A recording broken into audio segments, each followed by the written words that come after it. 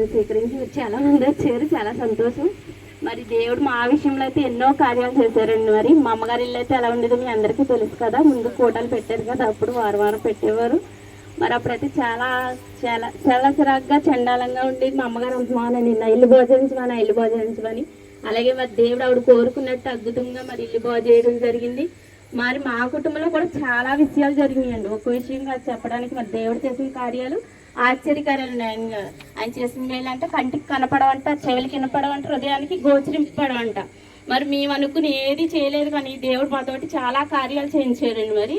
మరి మా పాప సిక్ అవ్వడం, మరి అక్కడ ఒక సంఘం ఏర్పరచడం, మరి అక్కడికి వచ్చి ఇంకా పరిచయం జరుగుతున్నదని మా అమ్మగారు నిద్రించారు. దేవుడు అంది మరి డిసెంబర్ 31 అయినప్పటికీ అక్కడ పరిచయం అయితే ఆగలేదండి. అక్కడ మాత్రం పరిచయం జరుగుతుంది.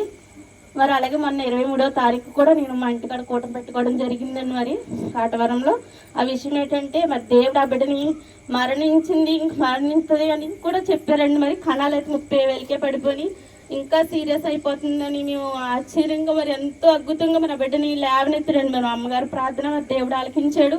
మరి అందరూ ఆ అమ్మాయిని బట్టి మేమందరం కూడా పూర్తిగా దేవుళ్ళకి మారడం జరిగిందండి. 23వ తారీఖు అంటే ఆగస్టులో నాకు చాలా భయం, చాలా ఆనందం కూడా. పాపకు అలా అయినప్పుడు చాలా భయం వేసింది. మరి అమ్మగారు కేకేసి నన్ను ప్రార్థన చేసింది, బిడ్డ బ్రతుకుతుంది అని చెప్పిన రోజు నేను ఎప్పటికీ మర్చిపోను. చిన్నదో పెద్దదో ఆ రోజును మాత్రం మర్చిపోను. ఎందుకంటే దేవుడు చేసిన కార్యాలు మరవకూడదంటండి. మన జీవితాంతకాలం గుర్తు చేసుకోవాలంట. ఆ రీతిగా మరి ఆ బిడ్డ కోసం మేము ప్రతి సంవత్సరం కూడా చిన్నదో పెద్దదో ఏదో ఒకటి చేయడం జరుగుతుంది. ఆ బిడ్డను కూడా లేవనెత్తాడు దేవుడు. మరి ఈ రోజు ఒక అద్భుతం జరిగింది. అది మేమైతే అనుకోలేదు. మేము కూటమి కోసం మరి వేరే కార్యాల కోసం వచ్చాము. మరి అయితే అనుకోకుండా ఇప్పుడే మేము స్థలానికి మరి అడ్వాన్స్ ఇచ్చి రావడం జరిగిందండి. దేవునికి చాలా వందనాలు. మరి అది మేము అనుకోలేదండి అసలు. ఇప్పుడే ఇచ్చేసి వచ్చాము. ఇందాక పని చక్కబెట్టి కొంచెం పని ఉందాక విడిచిపెట్టి అది మాట్లాడడానికి వెళ్ళాం. మరి అక్కడ అడ్వాన్స్ కూడా ఇవ్వడం జరిగిందండి. మరి మళ్ళీ అగ్రిమెంట్ రాసుకోవాలి 20వ తారీఖుని, మళ్ళీ రావాల్సింది. మరి దేవుడు ఎంత అద్భుతం చేస్తాడని నేను అసలు అనుకోలేదు. మేము అనుకుని రాలేదు స్థలం కొంటాం లేదా అడ్వాన్స్ ఇస్తాం అసలు మాట్లాడతామని అనుకోలేదు. ఏదో కేకేసారు, వెళ్ళేం మాట్లాడడం అన్నీ అయిపోయినాయి. అడ్వాన్స్ కూడా ఇవ్వడం జరిగింది. మరి దేవుడు ఇవాళ ఈ అద్భుతాన్ని చేశాడు. నా జీవితంలో చాలా అద్భుతాలు చేశాడు. మరి దేవుడిని నమ్మి ఆవగింజంత విశ్వాసం ఉంటే కొండంత మేలు చేస్తానంటున్నాడు. మా కుటుంబంలో జరిగిన మేలు అందరి కుటుంబాల్లో జరగాలి. మరి ఆ విశ్వాసాన్ని మనం ఉంచుకోవాలి.